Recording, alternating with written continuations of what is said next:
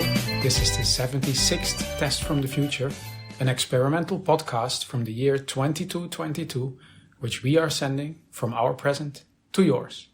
My name is Dirk. And my name is Simon. And we're putting the past in podcast. So, another week. Mm-hmm. How are you doing? I'm okay, thank you. Yourself? Fine, yeah. Anything news on your side? Not from myself so much, but do you remember Ulysses? Yeah. So they're considering yet another identity trade. Another? Yet another.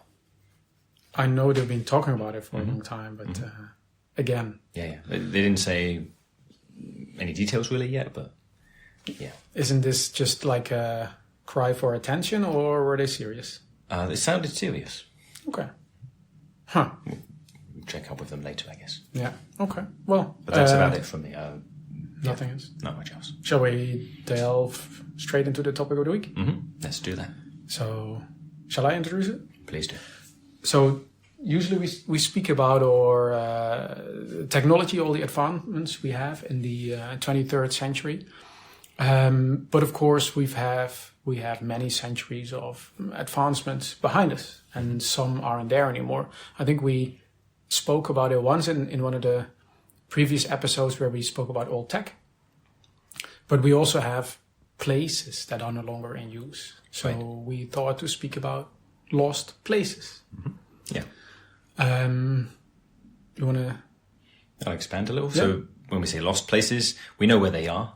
Right. They haven't literally gone a wandering and we can't find them anymore. They got lost in the forest somewhere. Right. No, but lost in the sense of they had a purpose, some original purpose maybe for a long time even, and just now that purpose is no longer necessary. And so some of them are repurposed. So I'm saying the word purpose a lot. Some of them, the building is used now for something different, and some of them are really abandoned. They're not used for anything anymore. And so we will talk about both of those. But I like using the word purpose, like they've been repurposed because they lost their original purpose. Yeah. They got a whole new one going on. Okay, but it is true. Yeah, actually, what lost places sounds a little bit like hide and seek. Mm-hmm. Yeah, but it's. I think at one point, I think to say that it became a trend is maybe exaggerated, but it's a lot of these places are still around because a lot of these were like very large or took up a lot of space or very some had prominent. very nice architecture. Exactly, nice places to go to, even if they no longer are for what they were originally designed for. And humanity's been around for a long time, and man, have they done a bunch of things. Mm-hmm. And wherever you are in the world, sometimes if you don't need it anymore, it's still a lot of work to remove it. Right. So sometimes you just let it be. Mm-hmm. I mean, it's basically, if you check out my kitchen, you find some lost places. I see, like some cupboard that long ago had a purpose, and now who knows? Maybe it's been repurposed, but I don't dare checking inside. I see. But there's a lot of these places in the real world also. Yeah, like your. Yeah. One we've mentioned before, even I think in passing, were railway tunnels. Yeah. Especially underground railway tunnels. Yeah. Mm-hmm. And there are no longer trains going through them, but they're now used for. Hoverboarding, for example. Exactly. For what was the name of that sport? So various sports where people go through the tunnels really fast. Yeah, exactly. It's a lot of them are used for this, like the some of the big ones, and some of the really like one-person size tunnels that they've built basically when we already started having teleporters. Mm-hmm. But a lot of them are abandoned as well. Sure. And then there's those are the tunnels, but then sure you also have the what used to be the train stations. Yeah. And those are now often used for teleporter hubs and also shuttle stations. Yeah, exactly. So the shuttles leaving for other planets, or basically carrying really large material around or so. They are usually leaving from what used to be train stations. Sure, and the tracks are no longer necessary, but the train itself, but the station is still pretty useful. But you can, some of these tunnels are used for racing, but some of them, you can also have excursions in there, or, camps, or... Yeah, like Morlock hikes. Yeah. For example, yeah. But also a lot of them are basically definitely not in use. Right. But they're still there. So you can get a guide and you can still explore some abandoned tunnels, but some have been collapsed, so you shouldn't go in there. And then animals are living there. And people apparently are living there. Sure, yeah, right. There are some species of animals and some groups of people who've lived in there for several generations. Yeah. And a few generations of people, it's not enough to evolve differently exactly, but right, they're used to living underground, you know. Yeah, not so much light. Right. But I mean, there's teleporters down there and there's Congos down there, so of course. based on what they choose. Yeah. But I mean, it's like they're there, like to actually remove them, it would destabilize also the ground above them. Yeah. So I think in the same category are airports. Mm-hmm. Yeah. Should we explain the people from the 21st century what they are, or you think they already had airports at their time? I think they had airports back then. I think there's been airplanes, so we don't have them anymore. Yeah, but I think airplanes were invented, I think, in the 1800s. So I'm pretty sure they had airplanes, really? airports back then. Okay, must be. Yeah. Well, just in case, it's a port, but then for planes. Yeah. Yeah. Airplanes. Yeah, we don't have them anymore. No. I mean, shuttles are a little similar, but shuttles are way better because they go into space. Mm-hmm. Airplanes could only fly around in the atmosphere. Yeah, and they needed like a really long runway to lift off, and they needed a lot of energy, and they had this massive wings that basically... I think some of them even flapped, which was really sound structurally a bad idea. They have a few standing at what used to be the Frankfurt airport. Mm-hmm. They have a few still standing there, like not working. No, but like used as gardens, like along the wings. Yeah. All kinds of plants are growing. Yeah. They look pretty nice. Look pretty nice, but you see them and it's amazing that these things ever took off into the sky. Mm-hmm. Yeah, I can't imagine sitting in these things because they are super heavy. Mm-hmm. They don't look like they can fly. And they needed a lot of energy at a time where they didn't use solar power for flying. Sure. Which means if the energy runs out... they just fall out the sky. Exactly. And they're already super heavy, so they must need a lot of... Well, I think... Yeah. So like we've said, we don't have that. The airplanes like that are not around anymore. There's no need for runways. So airports, all the runways are not used. Yeah, wastelands, basically. Yeah. Animals grazing. And, nature's reclaimed it. Although, again, at the Frankfurt airport, they have, because they have the 21st Century Hotel there, they have a lot of stuff still working that people use for transportation. Like they have carts. And they have a part of the old runway. They still have, they keep free from weeds and so on. So you can rent a cart if you're in a hotel, or I think if you're staying in a hotel. Cart or car? Cart. Cart, yeah, that's what I heard. And then basically if you're staying in a hotel, you can use them for free. You can race along the runway. So like a go-kart? Yeah. I thought you meant like a shopping cart. That's where I was getting mixed up as well. Okay, but like a go-kart, yeah. And they don't use solar power, so they actually have petrol, I think, that they put in there. Yeah. It stinks and makes a lot of noise. And that's why they do it there, because it's in the middle of nowhere. There's no one living close by, so they can make as much noise as they like. But of course, that's the 21st Century Hotel. That's where you can also have a tested jetpack there and a ghetto blaster and stuff like that. Yeah. I think every room has a ghetto blaster. Yeah, would make sense. Which, to be honest, I didn't know it was a ghetto blaster until we had the... Okay, it was just some kind of decoration. Is what it looked like to you before. Yeah, exactly. Okay. If you want to know more about the ghetto blaster, we have an episode about this. But that's actually pretty cool because you want to find out, because it's essentially a lost place, but then repurposed. Right. Yeah. Yeah. But and in the same category, I guess harbors. Train stations, airports, right, so harbors. About transport stuff here. It's obvious. It's like because almost everything is transported by teleporter or similar, or portals, for example. Yeah. And outside of the atmosphere by shuttles. Yeah. And then we don't really need any other transport hubs anymore. Nope. So what were we going to say? Have you ever been to a harbor? Yeah. Especially on a holiday a few months ago, walking along the coast, coastward, the water's edge, basically, of Vancouver. And so there are some harbours, or what used to be harbours, and so could walk. I walked along them, the edges of them, pretty often, and you can see the places where boats used to dock, and also even where, what were they called? They're like a hybrid of an airplane and a boat, so they land on the water, but they fly in the air. Ah, really? So there was a place also for them to pull up and dock, but they weren't there anymore. Yeah, but you could see there was like signage and posters. You could see that's what it was originally used for. I've went to the one in Rotterdam, and this is basically sinking. So most of the harbor is underwater now. Ah, okay. And So can you can't walk there, I guess, but if you put on a diving suit, can you swim around? you can, yeah. And they still have they have these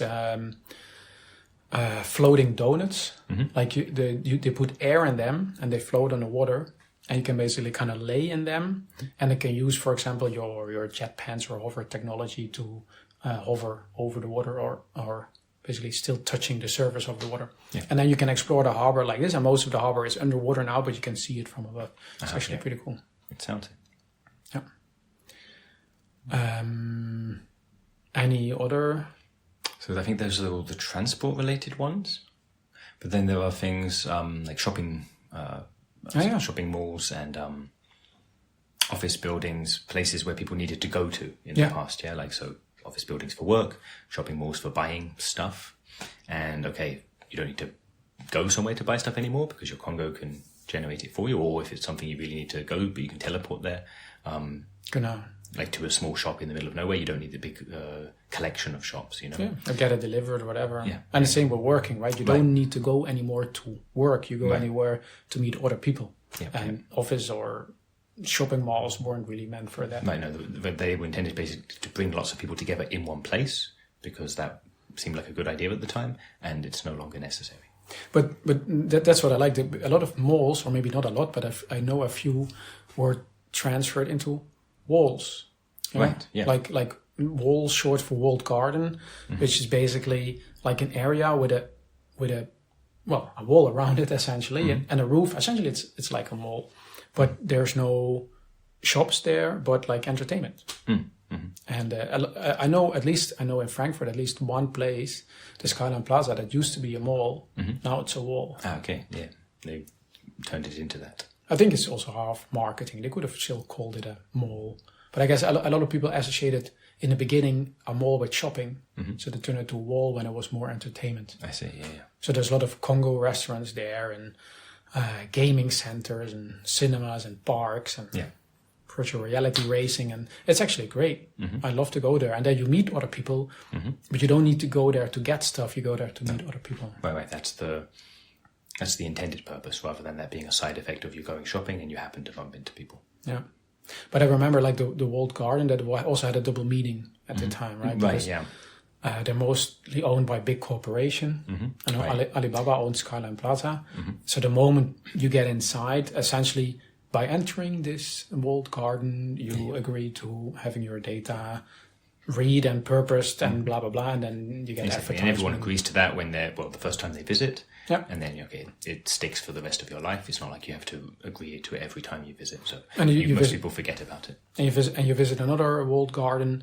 Then if it's owned by a different company, you have to agree again. If it's owned by the same company, you don't. Exactly. And it used to be in the beginning where that was only valid for like 30 days. Sure. Yeah. And then every 30 days you get the same question again when entering. And it's not really a question because you keep on walking anyway, but it's basically by continuing you blah, blah, blah, blah, blah. And then you either have to turn around immediately, but if you're going for a game show or it's not, because there was an idea that there should be more, it shouldn't be so implied. So basically, unless you agree explicitly, that you would be teleported outside again. Yeah. That you couldn't get in there unless you read all of it, understood all of it, passed an exam to prove you understood all of it, and truly agreed to it. And also at one point, they read like a really extensive list of all the things that they were doing with your data. And you had to listen to all of that before you could continue walking through the wall. That was insane. I'm glad they got rid of that. Sure. And also, like, I'm tracked with everything everywhere. I'm tracked in my home. Why not in the wall? But sure, of course, Alibaba knows. Like last week, I was there. And they sent me a message saying, "Hey, I hope you liked it. Next time you get a discount or whatever." Sure. Okay, but that's also a repurposed ones. Yeah. Also, that's not so different. I mean, the shopping malls at least doesn't. I think other than the fact you're not buying stuff anymore, the way it's used is pretty similar. People are going there, walking around, having fun. Yeah, that's true actually. Yeah. But it's I was thinking the other day, I haven't seen a Bendomat in used for a long time either. I think Right, yeah. I think the last Bendomat went out of business also, I don't know, Like 20 years ago? at least, yeah. And then they're still there, but they're all closed, starting and to be those- overgrown. Right, they just shut it up. No, nothing else is being done with those places, yeah? Yeah, exactly. I mean, it's. I guess it was they had it coming because they didn't innovate, and people stopped doing their laundry in a certain way and things like that. So, but that's I think also a good example. Yeah, I mean, one where it doesn't get reused. I mean, maybe it's too recent, yeah? Shopping malls were much longer ago, so at some point they have been reused, and Bendomats, I think the last time I used one was 20 years ago, so it's relatively recent that they've stopped. Yeah, I guess. But then this is maybe like a fun reversal, where, like we mentioned earlier, the airports, a lot of the runways have been reclaimed by nature, like because people aren't using them anymore. And a nice reversal of that is places that used to be dedicated nature reserves. And that was necessary in the past because so much of the world had been taken over by people, and they'd built stuff over it and so on, and destroyed so many habitats that we needed to have nature reserves to preserve some amount of land for wildlife and various plants to live here. Yeah. And by now, because we've reintegrated just into the whole world, there's so much more nature places for plants to grow and animals to live. Like we've talked about before, how all the places that used to be motorways and stuff are now parks and such, or not parks, but everything's grown over, because we have hover cars, we have teleporters, so there isn't the need to pave the surface of the earth. I guess roads are lost places essentially. Indeed, and because of that, nature reserves themselves no longer need to be used as nature reserves. Yeah. It's not necessary to have dedicated places, but they're often in really nice places. And so, for example, people like to build skate parks there, and swimming pools. Obviously. So it's like people are reclaiming the places that were nature. It's basically like swapping places. Yeah. We give some things to nature, we get the cool places. Yeah, That's enough to go around. Makes when sense. you get rid of not just roads but like car parks, they make up a huge amount of parking basically for cars. Used to take up such a huge amount of the land. Like if you looked at a city flying over, you'd see, hey, there's so much space dedicated to people to park their cars. Take that need away, with mostly people using teleportation, you have a lot of land that can be reused for other stuff. Exactly. That makes sense, yeah. And especially with the nature reserves in combination with the Bendomats, of course, cancelling each other out. I was thinking, this is something that I just read about, but there used to be super widespread supermarkets. Not sure what the super stands for. They were really great. Yeah, or I was thinking markets with superpowers, but I guess if they had superpowers, We'd have heard about that. then they would probably still be around. Maybe that was the problem, because they were just not living up to their promise. Right, they were over-promising, under-delivering. Yeah, that's the wrong way to do it. You want to under-promise and over-deliver. That's the good way. And they were over-promising and under-delivering. It's basically if you meet Superman and he just opens the door by hand, it's like, how super can that? Yeah, no, you should just blow on it, go, and then exactly, it opens. or with his mind or so. But maybe that was the thing with supermarkets; they weren't really that super. Sure. Maybe that's why they petered out. I think what could be interesting to reflect on, there are a few really famous buildings that, they're still famous at this time, in our time, like the Burj Khalifa, which is, I think, at the moment has its fame because it's the tallest unused building in the world. Right, yeah. Right, there are other places that are taller, but they are in active use, Yeah. There are some much taller shuttle stations, for example, especially with the launch pillars. But that's the tallest building. And the that's whole not building, used. not like just a little bit of it's not used. The entire building is unused. Yeah, and it used to be it used to be an office building, but or maybe it used to be a supermarket. Maybe that was the superest of supermarkets. Well, yeah, okay. With that size, it's a little super. Yeah. Yeah. But yeah, so it's the tallest abandoned supermarket in the world, I guess. Yeah. It's also, I'm not sure if it's always been swaying so much, but I wouldn't want to be up there. No, not especially. The higher up you go, the more pronounced the swaying feels. But they had a bit of a milestone I saw on the web the other day where the first vine reached the top. Ooh. So it's now basically sticking. There's a growing vine. from the ground all Yeah, the way up. exactly. So it's sticking out of the top now. So that was a couple of years ago. That took apparently like a century to get up there. Impressive that it made it. Yeah, I guess. That would be a pretty epic climb. So shrink yourself down to maybe the size, maybe 10 centimeters tall, and then that vine would be big enough, that you could climb up it and it would be strong enough. Man, that would be like a pilgrimage. Like if you get to the top of that building. I mean, right, it's tall enough that even just to climb it regular size would be a big deal, but to do that when you've been shrank down so much. I wonder if you can get shrunk down and then get teleported up there, and then clutch onto the vine, and then sway from left to right for a while, and then slide down. Okay, so I mean, you could.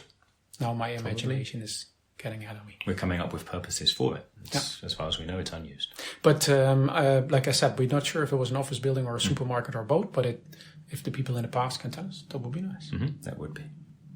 Another building, it's still Tower Bridge in London. Yeah, good one. Yeah, it's it's a drawbridge, or it was a drawbridge, where it can lift up, the middle part can open and close, it was originally for big boats to sail underneath. But for over 70 years, it's just stuck. It's always up. True. So it cannot be used as a bridge like it used to be used, where people would drive across or walk across. It's still there. I mean, it looks pretty nice. It's a bit like an ornament. But it's also because we no longer have boats, it doesn't need to be up. Right, no, it could be. Right, because if it was down, people could have continued walking across it, going for a stroll. But also because it's no longer needed for getting across the river either. Right. It doesn't mind that it's stuck up there because it wasn't really used much anymore either. Correct, yeah, you can just teleport across. But that's basically, if you see any kind of logo for London or any kind of imagery, that's always there. The Tower Bridge with the bridge open. That's true. And now, now it matches. Exactly. But anytime you see that silhouette, you immediately know that's it. And nobody thinks it's broken or so. That's really just... It's actually the other way around. It's like you're walking by the river, you look over, it's open. Yeah, that's how it's meant to look. Exactly. That's definitely it. Yeah. I think one thing that I wanted to reflect on were places that almost went out of purpose, but then didn't, and because they are kind of proud of it, especially.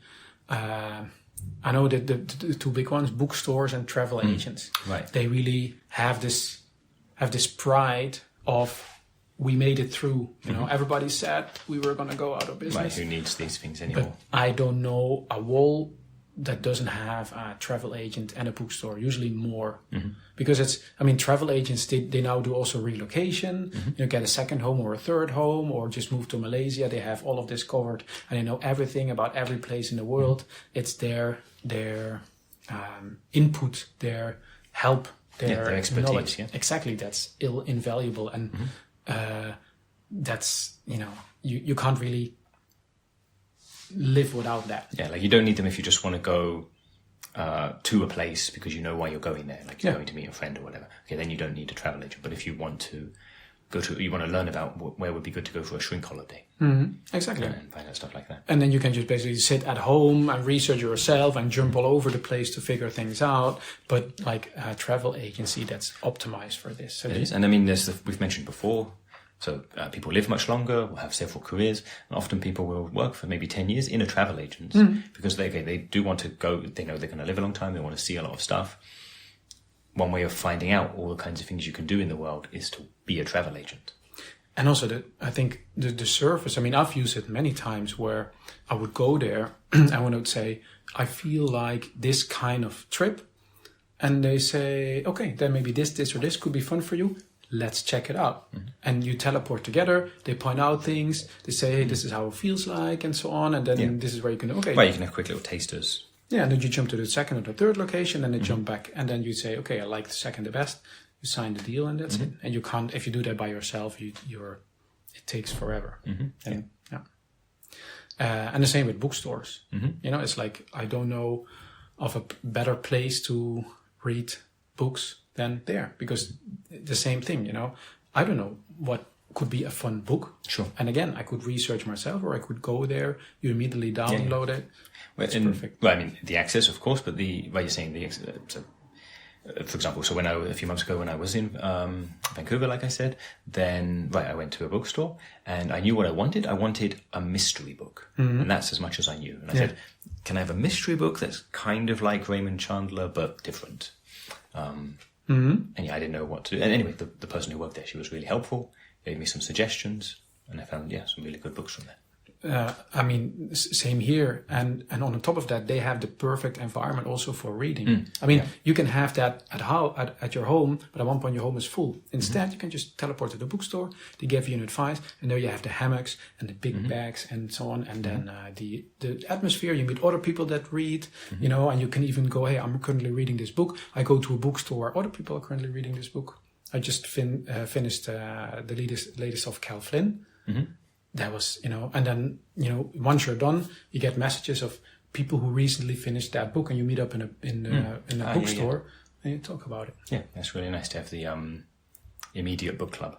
Yeah, exactly. Wow, okay, I'm getting really excited about these places. Now I feel like reading a book. Yeah. Maybe I don't think I'll wait for the next Cal Flynn to drop. No, you could go to a bookshop and ask for a recommendation based on that. I'll do just that. Okay, I would say for lost places, that's it. Like if we speak about them any longer, they're no longer really lost because we talked about just those, especially the travel agents in the bookshop. They were as you said, they were places that people thought were going to become lost. That definitely are, never did. But sure, earlier we were speaking about actual lost places. Yeah. Okay. Shall we do a listener question? Yeah, let's do one. We're gonna take a break from Felix this week. Yeah. We've still got some, but we'll come back to him next week because this week we have a question from Scott Thwaite. And they ask, "What's that song that's playing at the beginning and end of your episodes?" I've got the name. I forget it in my head. Do you remember? There it is. It's called, it's Dutch. How do you say that? Over 100 jaar by Kleine Orkest. So that's the music. Yeah. And should we say why we use it? Why it's there? 'Cause you didn't ask that, but it was on the low fidelity wave burner when we got it, right? Yeah, so that's basically, we record our episodes and we send them back with the low fidelity wave burner. We have different technology. This turned to be on there, and it just automatically adds it when we send it back. It's basically the last thing we hear before it, because we lose the episode. Right, once we've sent them. Although, I mentioned it? Did I not mention it recently? Where I found that old iPod that has our episodes. Yeah. But to be honest, when you let me listen to that, it was the first time for me that a confirmation that this part of the song actually gets added to our episode. Right, true, yeah, because we hear it as part of just using the low fidelity wave burner. Yeah. I also didn't realize when we were sending them that it included the music. Yeah. I thought it was basically just the song of it's being processed. Yeah. But apparently it puts them in there, and the people listening to Test from the Future 200 years ago, they are hearing that music at the start and the end of the episode. It's quite appropriate, this song. You know what it's about? Something about over 100 years. Yeah, I don't speak Dutch, but they're singing in 100 years. You're all going to be dead. Okay. Well, it's back then, lifespans were a bit shorter back then, so. But yeah, exactly. Probably, unfortunately for you, our listeners, 200 years ago, probably it's true. Yeah. Unless you're 1 year old and you're going to live really long, but it's still a really happy song. 10-year-olds, people live to 120. Yeah. If we've got any 9, 10, 11-year-olds listening to us, true, they may be alive 100 years from now or from then. But it's still a really happy song. It's more about enjoy life and stuff like that, like seize the day things. So that's why it sounds so happy. Just if you listen to it closely, you go like, hey, that's kind of confronting. But I think that part of the music that's the low fidelity wave burner includes, I think it doesn't include lyrics, at least when I listen to the episodes on the iPod there. Well, if anybody's interested, they can look look up the full song and then they'll get the lyrics as well. Although I don't know if they were already around when they're listening. Okay, have a look. You can check in the show notes, look it up, and then let us know. Yeah. Okay, I think that's it. Yeah. Hashtag let us know. Shall we tell them? What's the hashtag again? I have no idea. Sure. Hashtag let us know. Shall I tell folk how they can let us know for real? So definitely. I don't know what a hashtag is, but to let us know that you have heard this, episode number 76 of Tests from the Future, please send an email to michaellasagna5@gmail.com and put the number 76 in the subject line. And that's all we require of you. But if you'd like, you can also ask us questions and say any other nice things you like. Definitely. Okay. Then another episode in the pocket. Most definitely. Let's cast it. Anyways. Well, thanks for listening, and see you in 200 years. Bye-bye.